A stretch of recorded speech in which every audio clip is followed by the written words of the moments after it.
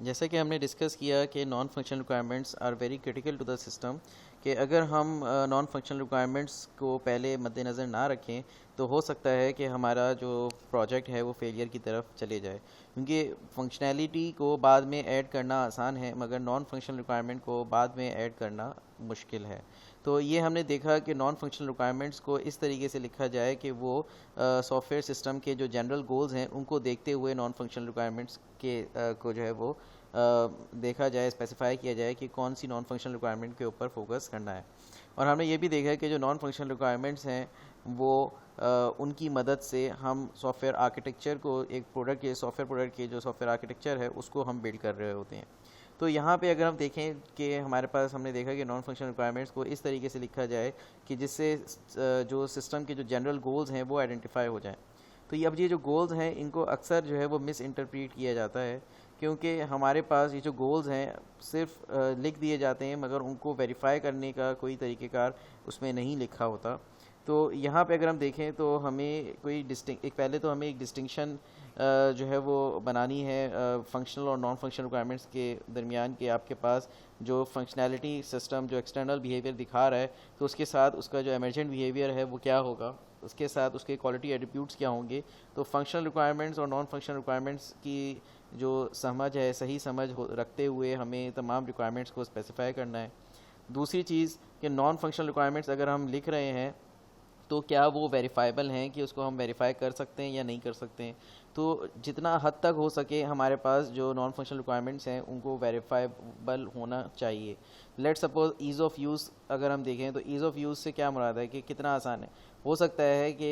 इसको different stakeholders different perspective से ले रहे हों, तो हमें इस चीज़ को स्पेसिफाई करना है कि ईज़ ऑफ यूज़ से क्या मुराद है। तो इस चीज़ को वेरीफाइबल बनाने के लिए हमें जो है वो एक प्रॉपर तरीके से रिक्वायरमेंट को लिखना होगा। तो यहाँ पे अगर हम देखें कि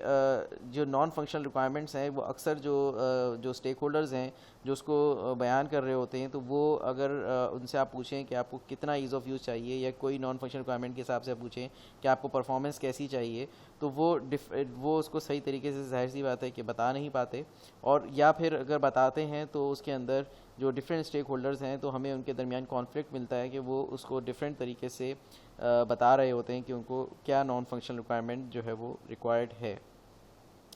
तो यहाँ पे अगर हम देखें तो कुछ गोल्स ऐसे भी होते हैं कि जिनको हम वेरीफाई कर नहीं सकते, मगर बहुत सारे हमारे पास जो नॉन फंक्शनल रिक्वायरमेंट्स वो ऐसी हैं जो कि वेरीफाइबल हैं कुछ हद तक, कि जिनको हम इजीली वेरीफाई कर सकते हैं। जैसे कि मेंटेनेबिलिटी को अगर हम देखें तो मेंटेनेबिलिटी को हम वेरीफाई किसी हद तक नहीं कर सकते, कि कोई ऐसा तरीक़ेकार नहीं है कि हम कहें कि जो सॉफ्टवेयर है वो कितना मेंटेनेबल है।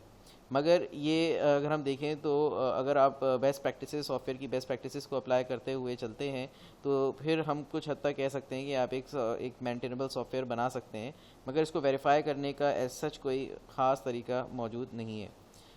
तो यहाँ पे हम इसी के ऊपर बात करेंगे कि हमारे पास जो है वो सॉफ्टवेयर मैट्रिक्स की हम बात करेंगे कि हमारे पास किस तरीके से हम जो है वो सॉफ्टवेयर को की जो रिक्वायरमेंट्स हैं, software requirements, non functional requirements, उनको किस तरीके से हम वेरीफाइबल बना सकते हैं। तो जैसा कि हमने देखा कि हमारे पास नॉन फंक्शनल रिक्वायरमेंट्स जो हैं उसके अंदर उनको हम एज ए जनरल गोल्स ले रहे होते हैं। तो अब यहाँ पे जो जनरल गोल्स हैं इनकी जो प्रायोरिटी है जो कस्टमर के जहन में, तो यहाँ पे हमने देखा कि जो डिफरेंट स्टेक होल्डर्स हैं तो डिफरेंट उनके कॉन्फ्लिक्ट्स जो हैं वो रेस करते हैं कि किसी की नज़र में जो है नॉन फंक्शनल रिक्वायरमेंट कोई और नॉन फंक्शनल रिक्वायरमेंट इंपॉर्टेंट है, किसी के लिए परफॉर्मेंस इंपॉर्टेंट है, किसी के लिए सिक्योरिटी इंपॉर्टेंट है, किसी के लिए एफिशिएंसी इंपॉर्टेंट है। या फिर अगर हम देखें जैसे कि एक लीस्ट एग्जांपल यहाँ जैसे लिखी हुई है कि हमारे पास जो डिफरेंट स्टेक होल्डर्स हैं वो रिस्पांस टाइम के लिए डिफरेंट बता रहे हैं कि हमें इतना रिस्पांस टाइम चाहिए या फिर इतना जो है वो फेलियर टॉलरेंस लेवल जो है वो होना चाहिए। तो हमें ये इन तमाम चीज़ों को देखते हुए हमें नेगोशिएट करना है, देखना है, एक सेम पेज पे आना है कि हमारे पास किस तरीके से जो है वो सॉफ्टवेयर के अंदर नॉन फंक्शनल रिक्वायरमेंट्स को इनकॉर्पोरेट करना है। तो यहाँ पे जो डिफरेंट स्टेक होल्डर्स हैं उनके दरमियान तमाम स्टेक होल्डर्स के अंदर एक प्रॉपर कम्युनिकेशन जो है वो, जैसे कि हमने देखा कि स्टेक होल्डर इंगेजमेंट जो है वो बहुत ज़्यादा ज़रूरी है। तो स्टेक होल्डर इंगेजमेंट के साथ हम उसको कम्युनिकेट करके उनको तमाम लोग जो है वो एक पेज पे आएँ कि आइदर क्या चीज़ जो है वो एक सॉफ्टवेयर के हिसाब से, उसके जो बिज़नेस गोल्स हैं उसके हिसाब से ज़रूरी है। या फिर हमारे पास अगर हम देखें तो बहुत हद तक जैसे हमने देखा था कि अगर हम किसी स्पेसिफिक डोमेन के लिए सॉफ्टवेयर बना रहे हैं तो उसका डोमेन एक्सपर्ट की राय ज़रूर ली जाए कि उसके हिसाब से जो है वो बिज़नेस गोल्स क्या हैं, या तो ख़ुद जो है वो डोमेन की नॉलेज हासिल करके इसको आइडेंटिफाई किया जाए कि आया बिज़नेस के गोल्स जो हैं वो इस डोमेन के हिसाब से बिज़नेस गोल्स क्या होने चाहिए। जैसे कि अगर आप कोई गेम बना रहे हैं तो गेम के लिए स्पीड जो है वो ज़ाहिर सी बात है कि उसमें स्पीड जो है वो उसका एलिमेंट हमें देखना पड़ेगा कि उसके अंदर लैगिंग ना आए, उसका स्क्रीन रिफ्रेश टाइम जो है वो कितना होना चाहिए वो हमें देखना पड़ेगा। या फिर अगर हम देखें तो हम कोई मिशन क्रिटिकल सिस्टम बना रहे हैं तो वहाँ पे ज़ाहिर सी बात है कि रिलायबिलिटी का फैक्टर हमें देखना पड़ेगा। वहाँ पे हम जो है वो कॉस्ट की जो है वो हम जो है उसके ऊपर नहीं जाएंगे कि हमारी कॉस्ट कितनी लग रही है। तो वहाँ पे हमारे पास जो अगर हम देखें तो कॉस्ट या बजट को बचाने के चक्कर में हम जो है वो एक अनरिलायबल सॉफ्टवेयर नहीं बना सकते। तो हमें देखना होगा कि जो डोमेन है किस डोमेन के हिसाब से कौन सी नॉन फंक्शनल रिक्वायरमेंट जो है वो उस पर हमें ज़्यादा फोकस करना है। तो हमें जो है हम नॉन फंक्शनल रिक्वायरमेंट को जो हम देखते हैं कि बिज़नेस का गोल है उसके हिसाब से हम उसको हाईलाइट करें, और हाईलाइट करने के बाद फिर उसको हम सॉफ्टवेयर प्रोडक्ट के जो आर्किटेक्चर है उसको जो है नॉन फंक्शनल रिक्वायरमेंट्स की मदद से एक आर्किटेक्चर बिल्ड करें ताकि जो नॉन फंक्शनल रिक्वायरमेंट्स रिक्वायर्ड हैं वो शुरू से ही हमारे पास हम उसको देखते हुए सॉफ्टवेयर जो है बनाएं। क्योंकि हमने देखा कि हमारे पास जो नॉन फंक्शनल रिक्वायरमेंट्स हैं वो बाद में ऐड करना आसान नहीं है। फंक्शनैलिटी ऐड हो जाती है मगर नॉन फंक्शनल रिक्वायरमेंट्स को ऐड करना जो है वो जो है बहुत हद तक मुश्किल है, और कुछ हद तक हम कह सकते हैं कि कुछ सिनेरियोज़ में नामुमकिन है। तो यहाँ पे अगर हम देखें तो हमने देखा कि जो नॉन फंक्शनल रिक्वायरमेंट्स हैं they are to capture the emergent behaviour of the system. ठीक है, तो यहाँ पे हमने कुछ पिछले लेक्चर्स में हमने देखा कि कुछ डायमेंशंस हमने डिस्कस की, कुछ हमने different kinds of non functional requirements देखी कि हमारे पास प्रोडक्ट रिक्वायरमेंट है जिसके अंदर यूजेबिलिटी, रिलायबिलिटी, पोर्टेबिलिटी, एफिशिएंसी आ जाती है। ऑर्गेनाइजेशनल रिक्वायरमेंट जिसमें ऑर्गेनाइजेशन के स्टैंडर्ड्स, इंप्लीमेंटेशन और डिलीवरी रिक्वायरमेंट्स आ जाती हैं। दैन एक्सटर्नल रिक्वायरमेंट्स हमने देखी थी कि there are external to system, interoperability, ethical, legislative. तो इसको हमने प्रीवियस लेक्चर में डिटेल में डिस्कस किया। अब हम जो है कि हम नॉन फंक्शनल रिक्वायरमेंट्स को एज गोल्स देखेंगे कि हमारे पास एज गोल्स जो है हम उसको किस तरीके से वेरीफाई कर सकते हैं। तो यहाँ पे अगर हम देखें तो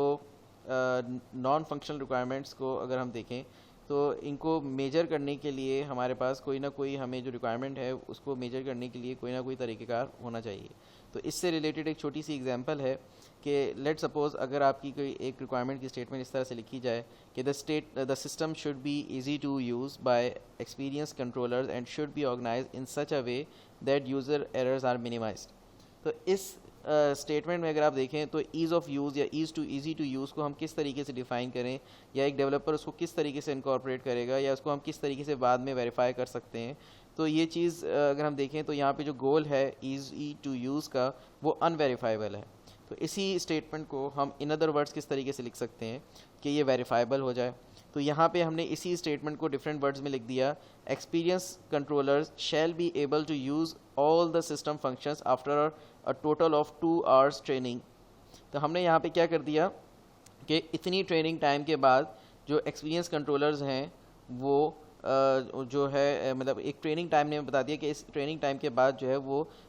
जो जितने जो एक्सपीरियंस कंट्रोलर्स हैं वो इजीली जो है सिस्टम को इस्तेमाल कर सकेंगे, इसके तमाम फंक्शंस को, और उनको जो है कोई मुश्किलात जो है वो पेश नहीं आएंगी। तो यहाँ अगर हम देखें तो इसको कुछ हद तक हम वेरीफाई कर सकते हैं कि जो है वो एक ट्रेनिंग दी जाए, ट्रेनिंग के बाद जो है वो हम वेरीफाई कर सकते हैं हाँ ये सिस्टम जो है वो इजी टू यूज़ है। आफ्टर 2 hours ट्रेनिंग जैसे से डिस्कस हुआ था तो यहाँ पे तमाम चीज़ें समझ में हर किसी को आ गई हैं, हर फंक्शन वो इजीली परफॉर्म कर सकता है। या फिर इसके साथ मज़ीद क्या कहा गया कि after this training the average number of errors made by experience user shall not exceed 2 per day। तो हमने मज़ीद इसके साथ हमने क्या कह दिया कि जब हमने 2 hours की ट्रेनिंग दे दी तो उसके बाद जो एवरेज नंबर ऑफ़ एरर्स जो एक एक्सपीरियंस यूज़र को पेश आएंगे वो 2 per day से ज़्यादा नहीं एक्सीड करेंगे। तो यहाँ पे हमने एक अनवेरीफाइबल गोल को वेरीफाइबल बना दिया। तो अब हम यहाँ पे अगली स्लाइड में हम देखते हैं कि हमारे पास मज़ीद जो मैट्रिक्स हैं, डिफरेंट मैट्रिक्स क्या हो सकते हैं नॉन फंक्शनल रिक्वायरमेंट्स के लिए। तो यहाँ पे अगर हम देखें तो मैट्रिक्स को अगर हम देखें तो मैट्रिक्स से मुराद हमारे पास है कि डिफरेंट मेजर्स के कोई रूल्स। तो मेजरमेंट क्या हुआ, मेजर करने का तरीक़ेकार। अब मेजर से मुराद हमारे पास क्या है, कोई भी चीज़ अगर हम मेजर कर रहे हैं, लेट्स सपोज टाइम को हम मेजर करते हैं किस में, टाइम को हम जो है वो मिनट्स में, सेकंड्स में, जो है वो आवर्स में मेजर कर रहे होते हैं। डिस्टेंस को हम किस तरीके से मेजर कर रहे होते हैं, तो डिस्टेंस को हम जो है वो लेट्स सपोज हम जो है वो मीटर में, किलोमीटर में जो है वो उसमें डिस्कस कर रहे हैं। तो इस तरीके से ये हमारे पास डिफरेंट मेजरमेंट है, ठीक है। तो लेंथ को हम जो है वो metre, centimetre and so on. तो अब यहाँ पे जो मैट्रिक्स है, तो मैट्रिक्स हमारे पास, मैट्रिक्स का मुझसे मुराद है कि हम किसी दो मेजर्स का रिलेशन से हम किसी एक नतीजे पे पहुँचें, कोई डिसीजन मेकिंग कर सकें, तो वो हमारे पास मैट्रिक्स है। कि लेट सपोज अगर हम कह रहे हैं कि नंबर ऑफ एरर्स पर 1000 लाइन ऑफ कोड, तो इससे अगर हम ये देख रहे हैं कि नंबर ऑफ एरर्स पर 1000 ऑफ लाइन ऑफ कोड से हम कोई चीज़ निकाल रहे हैं कि कितना जो है वो डिफेक्ट रेट है, तो यहाँ पे अगर हम देखें तो यहाँ पे मैट्रिक्स अप्लाई हो रहा है। तो हम जब जितने भी हमारे पास नॉन फंक्शन रिक्वायरमेंट्स हैं, तो उनके लिए या तो हम उसके ऊपर मैट्रिक्स अप्लाई कर रहे होते हैं, या कोई ना कोई मेजर हम देख रहे होते हैं, हम उसको किस तरीके से मेजर करेंगे, या उसके ऊपर कोई ना कोई मैट्रिक्स अप्लाई कर रहे होते हैं। तो अब यहाँ पे अगर हम स्पीड की बात करें, तो स्पीड हमारे पास हमने देखा कि एक नॉन फंक्शनल रिक्वायरमेंट है जो कि परफॉर्मेंस में आती है। तो यहाँ पे हमारे पास अगर हम देखें तो स्पीड को हम किस तरीके से मेजर कर सकते हैं या उसके ऊपर कैसे मैट्रिक्स अप्लाई कर सकते हैं। तो फर्स्ट है प्रोसेस ट्रांजैक्शंस पर सेकंड, कि आपके पास जो एक सेकंड में आप कितनी ट्रांजैक्शंस जो है वो प्रोसेस कर सकते हैं। तो अब यहाँ पे लेट सपोज ये हमारे पास एक तरीक़ेकार आ गया कि हम किस तरीके से स्पीड को मेजर कर रहे हैं, हम किस तरीके से कह सकते हैं कि एक सिस्टम की स्पीड क्या है। तो यहाँ पे अगर हम देखें, जैसे हमने पॉइंट ऑफ सेल टर्मिनल की बात की थी, तो यहाँ पे हम जो है वो प्रोसेस ट्रांजैक्शंस पर सेकंड के हिसाब से हम वहाँ पे रिक्वायरमेंट को जो है वो बता सकते हैं कि भाई इतनी जो है वो स्पीड जो है वो एक point of sale terminal system की होगी। रिस्पांस टाइम जैसे कि हमने देखा कि कोई भी आपने यूज़र ने कोई इनपुट दिया, तो अब कितनी देर में जो है वो उसका रिस्पांस आ रहा है, ठीक है। तो यहाँ पे हम रिस्पांस टाइम हम वहाँ पे जो है वो हम डिस्कस करेंगे कि जहाँ पे हमारे पास कोई लेंदी और कॉम्प्लेक्स टास्क जो है वो परफॉर्म हो रहे हैं, तो वहाँ पे हम ये इस चीज़ को रिस्पांस टाइम से हम बता सकते हैं कि एक सॉफ्टवेयर को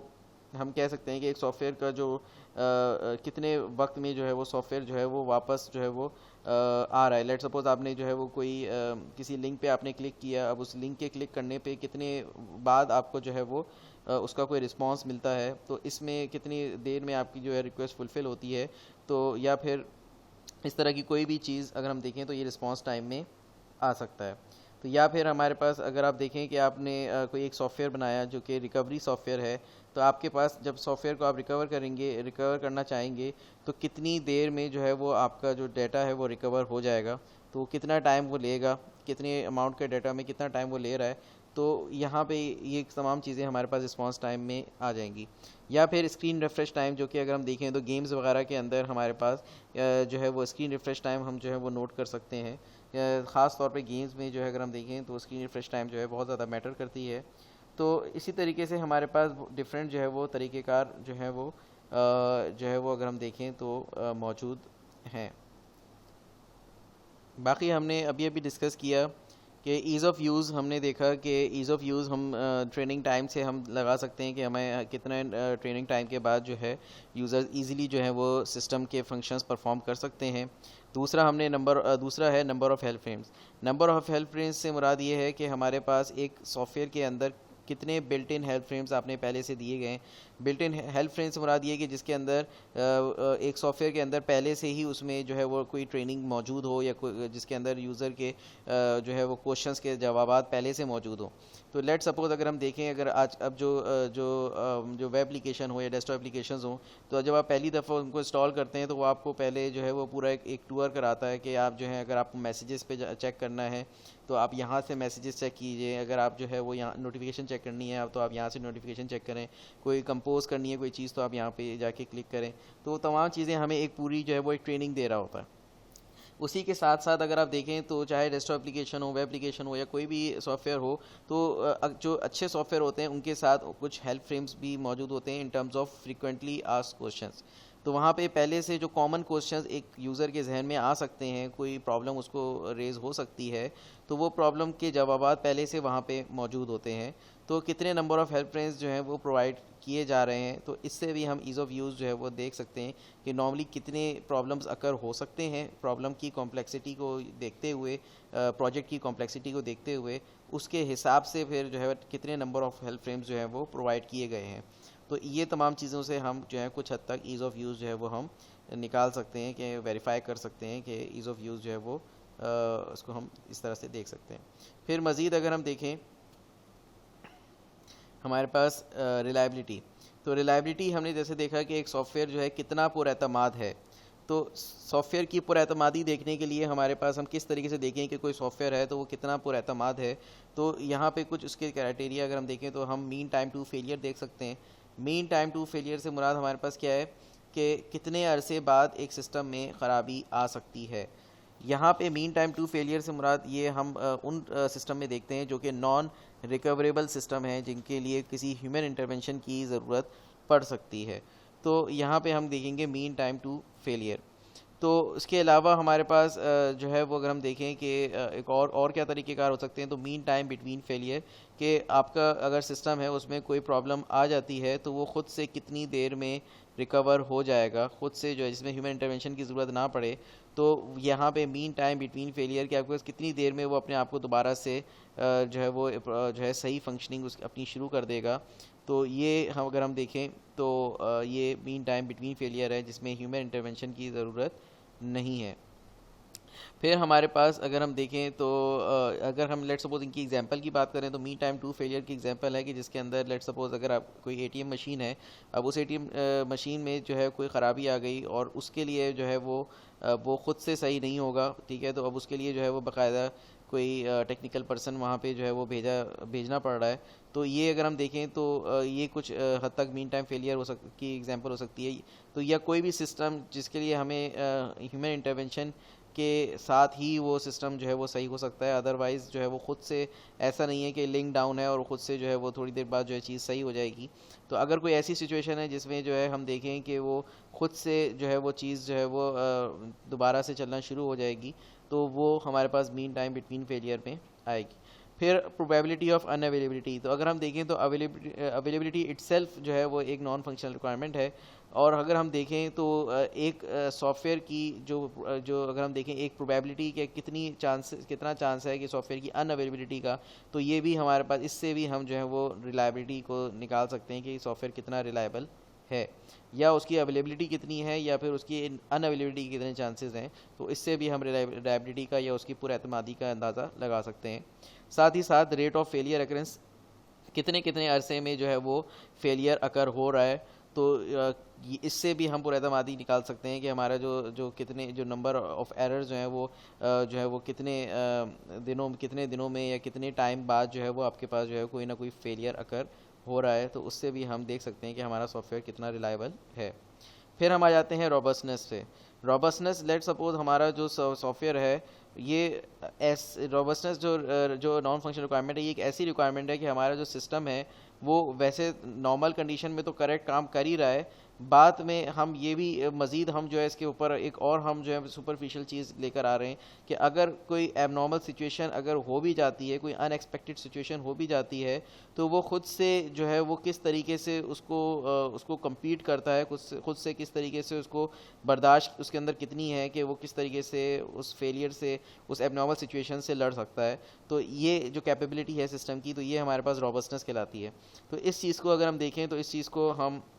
किस तरीके से जज कर सकते हैं, वेरीफाई कर सकते हैं। तो एक है हमारे पास time to restart after failure, कि अगर कोई फेलियर अकर हो जाए तो वो कितनी देर में अपने आप को खुद से रीस्टार्ट करके जो है वो अपने आप जो सिस्टम है वो सही हो जाएगा, ठीक है। तो यहाँ पे हम कह सकते हैं कुछ हद तक कि किसी सिस्टम का जो है वो अगर सिस्टम अगर डाउन हो जाता है तो वो फौरी तौर पे कितनी देर में जो है अपने आप को फौरी तौर पे अप कर लेगा और एबनॉर्मल सिचुएशन से निकल जाएगा। या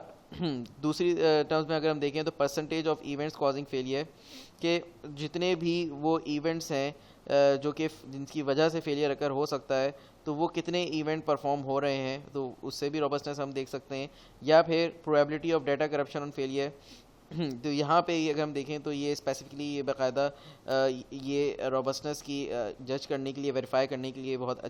एक अच्छी जो है वो जो क्राइटेरिया है कि हम ये डिफ़ाइन हो कि हमारे पास कितने नंबर ऑफ़ चांसेस हैं कि डाटा जो है वो फेलियर में डाटा करप्ट होगा या नहीं होगा, या उसके डाटा के करप्ट होने में कितने चांसेस हैं। तो ये हम रोबस्टनेस में जो है इसको हम वेरीफाइबल बना सकते हैं, इसको डिफ़ाइन करके। फिर मज़ीद हमारे पास पोर्टेबिलिटी है। तो पोर्टेबिलिटी हमने देखा कि कितने नंबर ऑफ़ प्लेटफॉर्म्स पे और कितने नंबर ऑफ़ इन्वायरमेंट्स पे जो है वो सूटेबल इन्वायरमेंट्स पे जो है वो सॉफ्टवेयर चल सकता है। तो उसके लिए हम देखेंगे कि percentage of target dependent statements की हमने एक सॉफ्टवेयर में कितनी टारगेट डिपेंडेंट स्टेटमेंट्स लिखी हैं, तो और मज़ीद वो कितना ईज़िली डिप्लॉयबल है। तो अगर हमने number of target dependent statements काफ़ी ज़्यादा अगर हम लिख देंगे तो हो सकता है कि डिप्लॉयमेंट के वक्त जो है वो हमें मुश्किलात पेश आएँ। और दूसरा ये कि नंबर ऑफ़ टारगेट सिस्टम्स जो है वो कितने हैं। तो इसके हिसाब से हम कुछ हद तक पोर्टेबिलिटी निकाल सकते हैं कि हमारे पास टारगेट सिस्टम्स कितने हैं और हमारे पास जो टारगेट डिपेंडेंट स्टेटमेंट्स हैं वो कितनी है, उनका परसेंटेज क्या है और वो इजीली डिप्लॉयबल हैं कि नहीं है। तो यहाँ से हम जो है वो पोर्टेबिलिटी जो है वो निकाल सकते हैं। तो अब तक इतना ही, फिर मिलते हैं नेक्स्ट लेक्चर में।